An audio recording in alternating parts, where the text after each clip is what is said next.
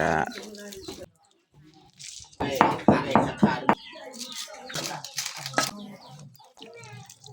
ต้มไก่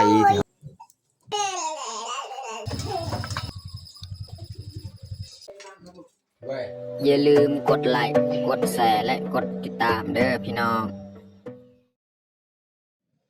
กล่าวทักทายสบายดีเบิร์ดสู่ครูสู่คนเนาะยินดีต้อนรับเขาสู่ซอกบาวยืงเนาะแล้วก็สำหรับมื้อนี้แมนคอยสีพาทุกคนมาเบิ่งเนาะเฮาสีมาเฮ็ดซีนงัวนะพี่น้องเนาะหรือว่าซีนหมูเพราะว่ามื้อวานนี่ก็สำเร็จ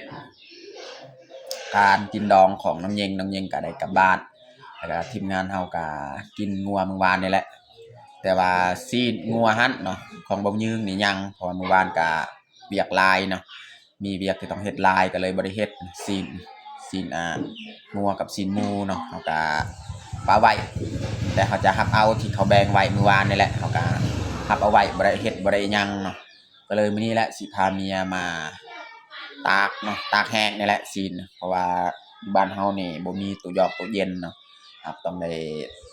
เฮ็ดซีนรอดตากแห้งตากไว้นะพี่น้องเนาะแล้วก็สิอนามัยเครื่องของต่างๆตัวใดแบบมันเปื้อนเนาะเพราะว่ามันมีลายเครื่องที่เรายืมจากพี่น้องเนาะก็คือเราเอาพวกศาสตร์พวกประพรมยังต้องไปซักแล้วก็ส่งคืนให้เขาเจ้าเนาะเพราะว่าเราก็ยืมใส่ส่วนงานบุญนี่แหละเอาบ่อะไรหางมาแต่ทุกคนติดตามเบิ่งติดตามชมกับพวกเราได้ยาวๆเลย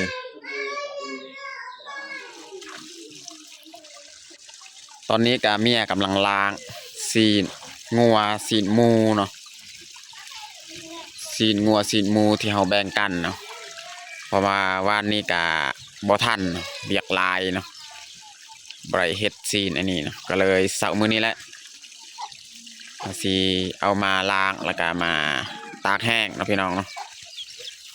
ถ้าว่าอยู่ในบ้านใดมีแบบมีไฟฟ้ามีตู้เย็นนี่เขาก็เอาไว้เลยแต่ว่าอยู่บ้านเฮานี่บ่มีเนาะมีไฟฟ้ามีตู้เย็นแต่เขาจะไปล้างแล้วนี่แล้วก็เอากระเทียมเอาเกลือยังมาใส่เนาะวัสิไทยนั่นแหละก็มาตากแห้งเลยเนาะ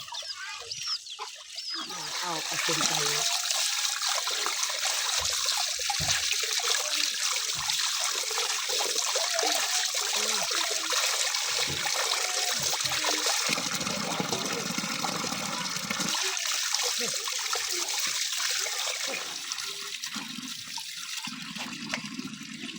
อันนี้ก็คือซีนมูนสีขาวในซีนมู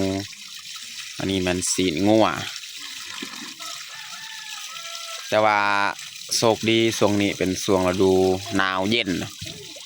ซีนของเฮามันก็จะบ่ได้บูดได้เน่าง่ายนะพี่น้องเนาะเพราะเย็นแห้งอยู่บ้านเฮาช่วงนี้พี่น้องเบิ่งนี่บรรยากาศตอนนี้นี่แมน10 โมงแหละแต่ว่าอากาศยังเย็นนี่มันแดดอยู่แต่ว่าเย็นช่วงเช้าๆนี่บ่อยากเว้าเลยพี่น้องความหนาว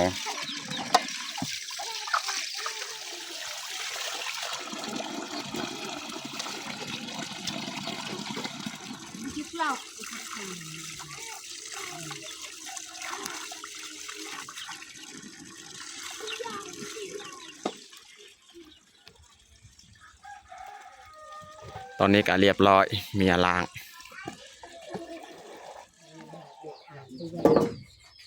นี่เขาสีซอยหัวสีไข่เขาสีตำใส่กระเทียมเกลือสีเปลือกสีหมักใส่ซีนของเรา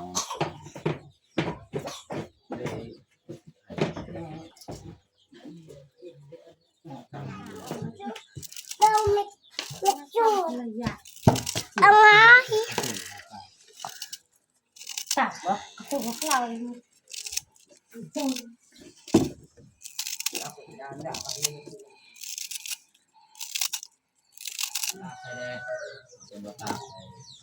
ใส่กระเทียมใส่เกลืออีกน่าจะได้แล้ว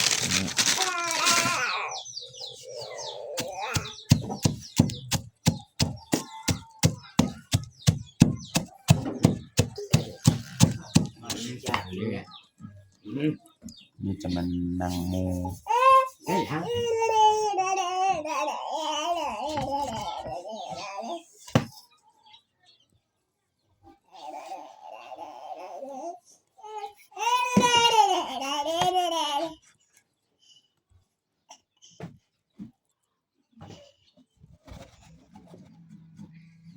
เขาจะซอยซีนงัวอีกเนาะ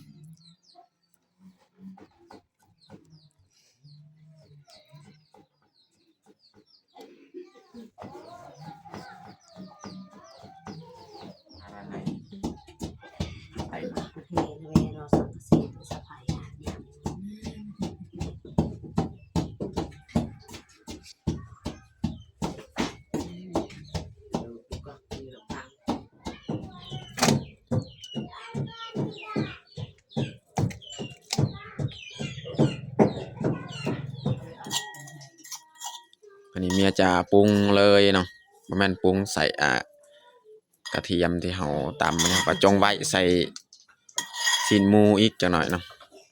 อันนี้เป็นซีนงัวคันกับมือเลย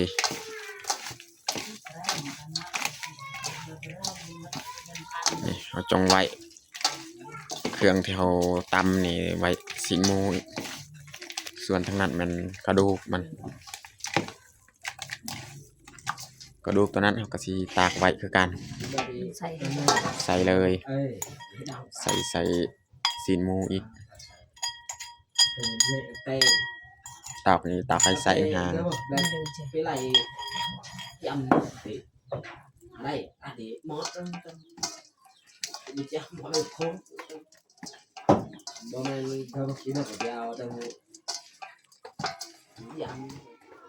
นี่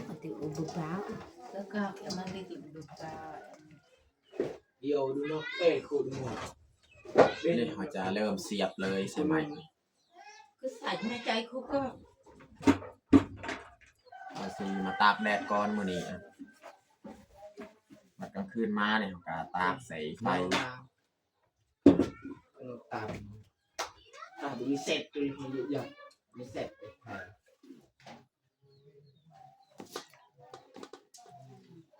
ซีนงัวส่วนเมียเนี่ยมันเสียบซีนหมู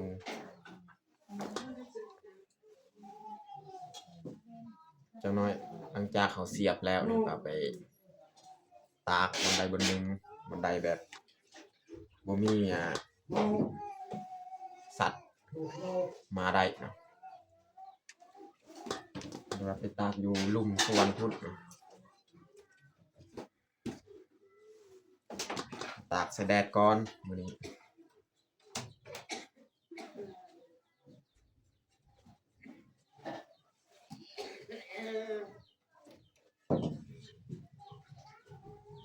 แล้วสิมี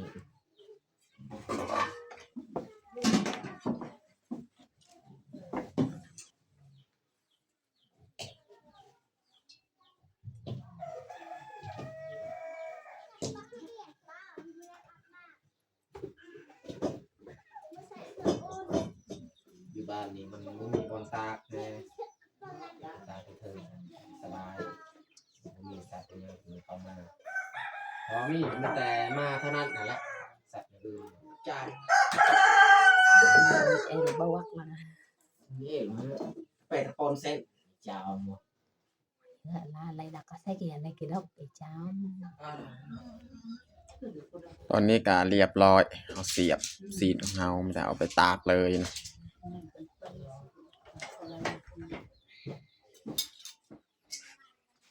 ตอนนี้ก็เรียบร้อยแต่เมียเอาไปเลยเอาไปตากอยู่พูดแล้วอยู่สวนหลังบ้านใส่ดอเด้อกินกุ้งกอง ตอนนี้เขาก็เข้าอยู่ในสวนแล้วนี่เมียกำลังตาก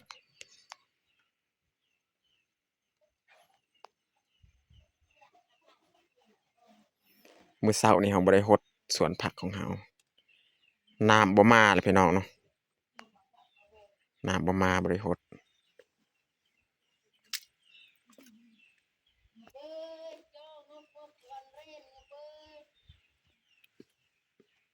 แล้วก็ตากไว้เลย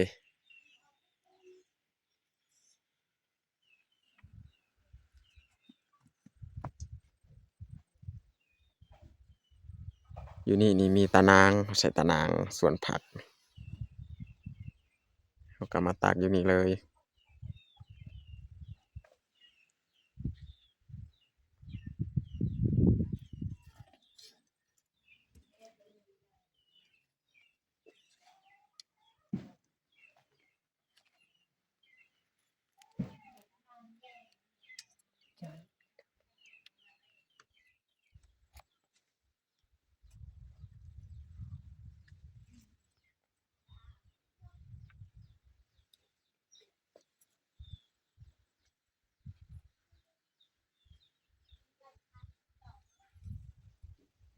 ตอนนี้ก็เรียบร้อยพี่น้องเนาะเอาตากซีนของเขาไว้ส่วนในกระดงหันมันเอาตากอยู่หันเนาะ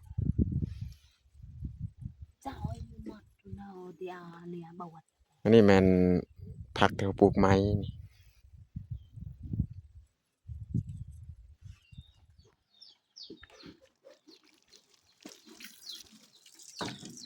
อันนี้เขาจะล้างทูเตียงนะพี่น้องเนาะเอายืมเตียงของเขานะพี่น้องเนาะพูดแถวกะลางกะแมนเบิดมายืมเตียงของเขาเขาต้องได้ล้างทำความสะอาดแล้วจึงเอามาตากแห้งอยู่หันแล้วก็ส่งให้เขาพออยู่นี่มีแขกคนเมื่อวานนี่เขาเฮ็ดกินเฮ็ดยากอยู่บนเตียงนั่นแหละอยู่กำลังเฮือนนี่เพราะฉะนั้นเขาต้องได้ทำความสะอาดเตียงนี่ก่อนตากแห้งจึงส่งให้เจ้าของคืนอีกเนาะ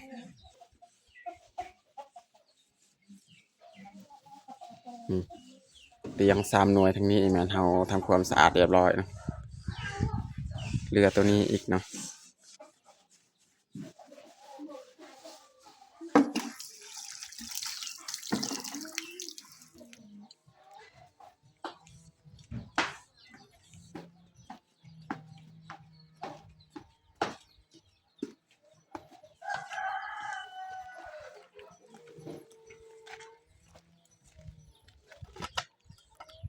เอามาตากแดดเลย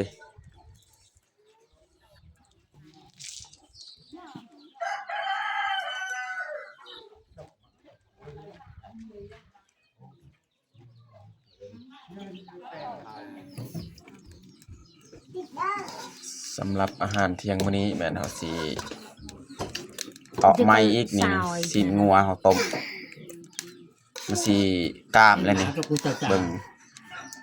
น้ำที่เฮาต้มนี่มันอยากกล้ามอยากแข็งแล้วเฮาก็มาอุ่นไม้มาเอาไม้อีกเนาะใส่เครื่องหอมอีกเนาะ เต่าดับมา เราบนปาก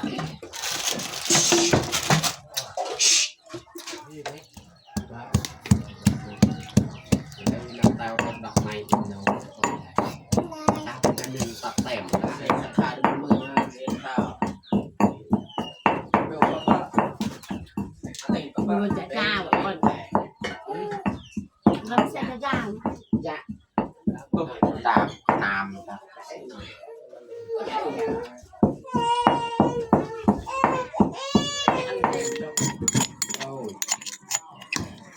ตรงวันนี้เราจะใส่เลยหมักพริกกระเทียมหัวสิไข่ที่เราตำสิออก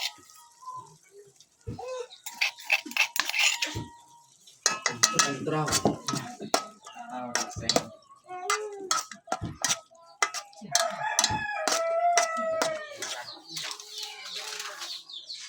เนี่ยจะใส่เกลือเป็นนัว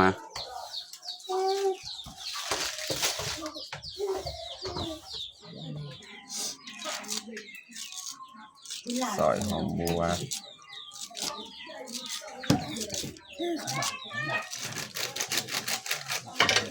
ท้ายเราจะใส่หอมบัวกับหอมปลอมเลย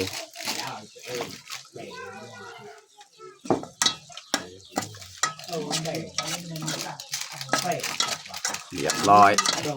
ออก ต้มสีงัวออกมาอีก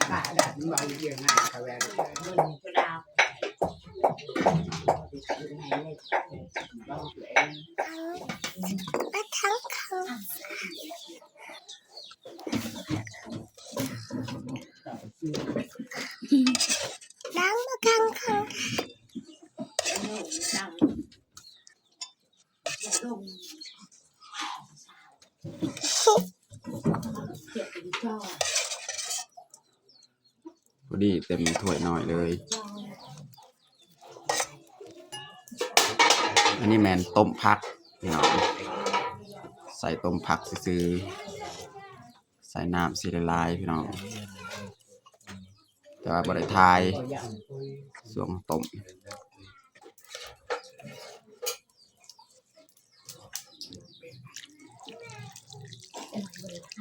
นี่พี่น้องสดน้ำได้แล้ว อันนี้เป็นน้ำที่เขาต้มไก่พี่น้องต้มไก่น้ำแล้วก็ใส่ผักน้ำจืดๆใส่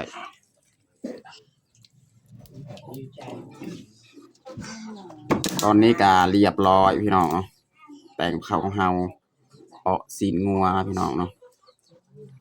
แล้วก็มีแจวพี่น้องเนาะอันนี้แมนต้มไก่ที่เขาต้มแล้วต้มไก่นี่พี่น้องไก่บ้านในตัวนี้มันแม่นไก่พันธุ์ยังไก่บ้านแล้วก็ต้มผักเนาะ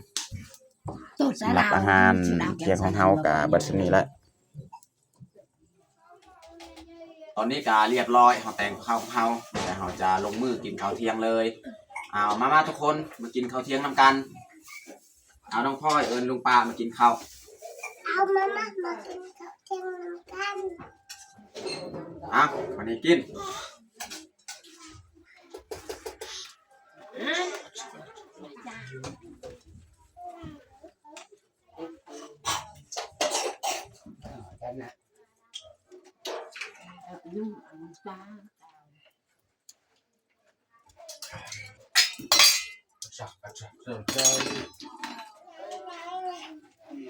สิ้นไก่แม่นสิ้นไก่ที่เฮาเฮ็ดฮีทเมื่อวานแล้วแต่ว่าฮีทก็บ่ยืนกับรายถ่ายรายปานใดเรียกตลอดมีเวลาถ่ายวานเนี่ยบ่ได้กินไก่เนี่ยต้มกินหน่อยนึงนี่เรียกก็เลยมื้ออีกเอามากินอีก